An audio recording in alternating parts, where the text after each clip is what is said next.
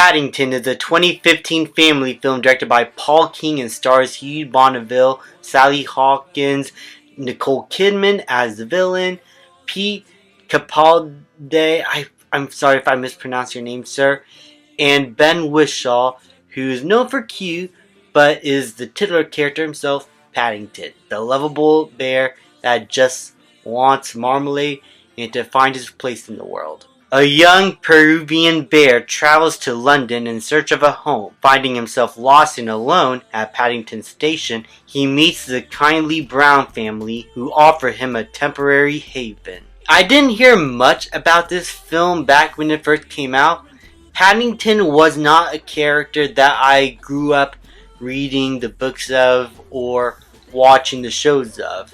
And while I was aware of his existence because he is like a worldwide popular character, it just never really was one of those things that was shown to me that much or that I was exposed to that much as a kid, at least during my childhood. And I wasn't surprised due to the success of such a character that he would someday get his own feature film. I mean, we got movies like Clifford the Big Red Dog and Garfield. Everything is bound to get a movie adaptation. Paddington was something special though. This movie started what is, in my opinion, one of the best family films ever, or at least of this century, because of how much it tries to be faithful to the source material, to the characters, with the tone, with the set decoration, the acting, and just the pure love and admiration that these filmmakers had for this lovely bear. Just, it oozes on screen. The directing by Paul King is immaculate. There's a certain style to this film that feels really particular and significant. There's always something going on screen that feels unique. The way the Brown family's house is presented is almost like a dollhouse. In fact, there are scenes and shots in this film that give that kind of illusion that this house has so many interesting parts going on. The family that inhabit it are something special. I really like the kid actors.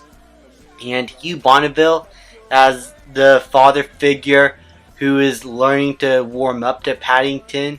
I thought he was fantastic. He is funny when he needs to be. He is stern when he needs to be. His character growth, while something we've seen before, felt really earned by the end in the way his relationship with Paddington grew as the film goes on, as they learn to try and get along with one another, or at least he has to learn to get along with Paddington, because Paddington as a character is just a pure kind-hearted being, and he oozes all that from Ben Wishaw's magnificent performance. And he is going to be, in my opinion, remembered for this role for the rest of his career. And I think it is because of how earnest he was able to portray Paddington. Just how kind he is to his neighbors and the people around him. Even people who he never even met before. Or even some antagonists. He's always so polite. He's so good-natured. It's almost like Goku, except without the dumbness. He is a smart bear, just really naive of the world around him, and he does want to do his best to try and learn everything. Even if he does screw up, he is someone who's always willing to keep trying and trying.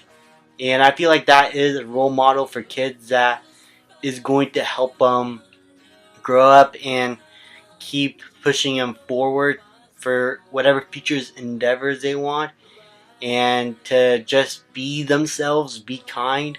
He was able to portray all that really well and was able to further inspire children around the world like the Paddington character itself was able to do. And he was just brilliant at portraying this character and making him feel faithful to the source material. And Sally Hawkins, the mother of this movie, was just so immaculate. Her undenying love and willingness to bring Paddington in despite everything that's going on and how much the family might disagree on her front. She was able to give such a loving performance that you just feel warm and safe around her. She really embodies a mother figure that Paddington desperately needed during this time of his life when he was now all alone. And I think the way this family was able to bond together with Paddington and is able to find some common ground by the end, I think in the way it was directed, the way it was paced out throughout a series of really childish humor, admittedly, but significant events involving the villain that is wanting to find this bear for her own evil deeds, I think led to a very satisfying conclusion by the end. And Nicole Kidman as the villain, while she is probably one of my least favorite parts of the film, she is having the time of her life. She is eccentric. She is someone who you can't really take seriously, no matter how much she wants to take herself seriously. She's just so much fun on screen. I really loved Nicole Kidman's performance in the movie, even though the characterization and her motivation felt a little bit weak in my opinion. And as I said, there is some childish humor and stuff that did not really work for me, like humor wise, but the movie does have a good amount of jokes that did work for me, and it felt charming enough for me to be like, this isn't a completely unfunny movie. This is like a 50-50 for me in terms of the humor and the jokes. But apart from those like small problems, this movie was a genuine surprise. I thought this movie was adorable. It was warm. It was inviting. It was beautifully directed. The cinematography was great. The acting was spectacular.